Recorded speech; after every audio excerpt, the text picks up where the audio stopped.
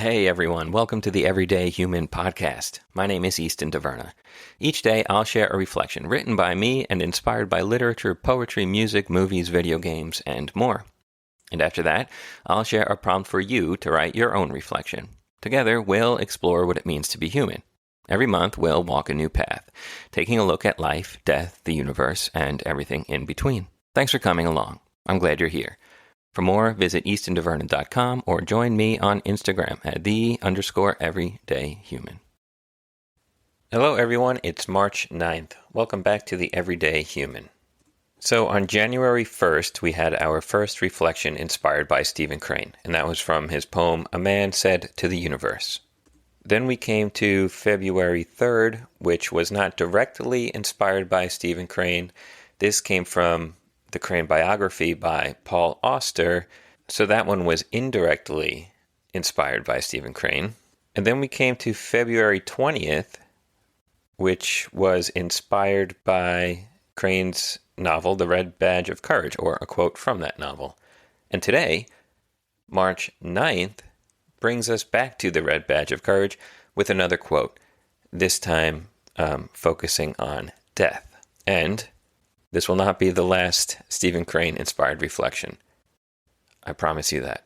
All right, so since Crane appeared quite a bit already, I'm not going to get too much into him. If you'd like to know more about what Crane means to me and how much I love his work, you can go back and listen to some of those earlier reflections for a bit more about him and a bit more about my relationship with the work from Stephen Crane. All right, so the reflection is titled, Sometimes There Is No Answer. And here is the quote. He vaguely desired to walk around and around the body and stare. The impulse of the living to try to read in dead eyes the answer to the question. That's a short little quote, but I love it.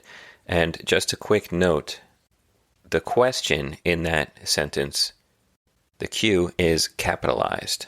So we're talking about something big here. Okay, here's my reflection. I remember as a child being fascinated by the veins on the backs of my father's hands, pressing them and tracing them like rivers. It was one of the things I noticed at my father's wake about 8 years ago at the time of writing. So it's about 9 years ago now, I guess. Kneeling at the casket before leaving my father and New York for good, for some reason, that's where my mind drifted. It wasn't about the fact that we hadn't spoken for 2 years prior to his death, or the fact that everyone there, when recounting their stories of him, glorified him as a goofy, fun-loving individual who loved the drink, either completely unaware of his past actions or glossing over them, or the fact that certain uncles commented on my weight like they always did. It was the fact that those hands were still the same, and more than that, mine now look exactly like them. Except, of course, mine are still warm, and the blood still flows through my veins. It's an odd feeling, kneeling at the dead, especially if it's someone you wouldn't kneel before in life. Regardless, there was an inherent curiosity there. If I could ever see myself lying in a casket, that was the time. Fast forward 30 years, and that was a good picture of what I'd probably look like.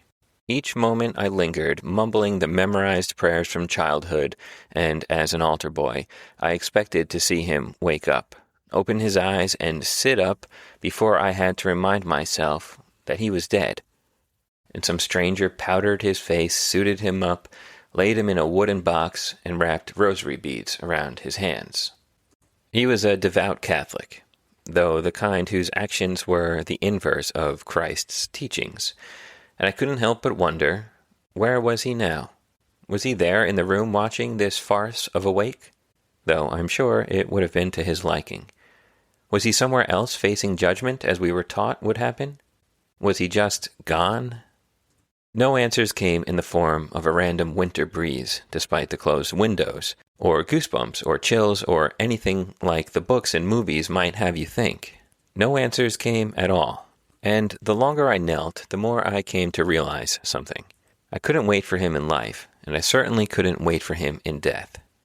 It was time to move on. Sometimes the dead can teach us more about ourselves than they could in life.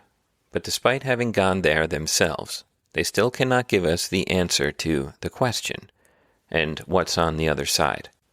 That's for each of us to find out on our own, all in good time. All right, and there ends today's reflection. If you've ever been to an open casket wake, and I've been to many, I still think it's one of the weirder things we do. But hey, maybe it's not weird to everyone. To me, I don't know. I mean, I get it. I understand why we do it. It's just kind of a strange thing. Everyone gets in a room with a dead person, and they spend a couple of minutes at the dead body, and it's quiet when you first get there, but by the end, it's so loud, and everyone is just talking, and maybe that's the point, that the dead can still bring the living together, and there is still life, continuing on despite the loss. Maybe that's the point. Anyhow, here we are. That was a weird one for me, but so it goes. All right. Here is your reflection question. Write your thoughts down in your journal or on a napkin, or just consider the following. What is my belief of the answer to the question? Has it changed? And do I believe my belief? All right, and that is it for March 9th. I'll be back tomorrow, March 10th, with another reflection. Tomorrow's is not inspired by Stephen Crane, but Crane will return. All right, have a good one and take care.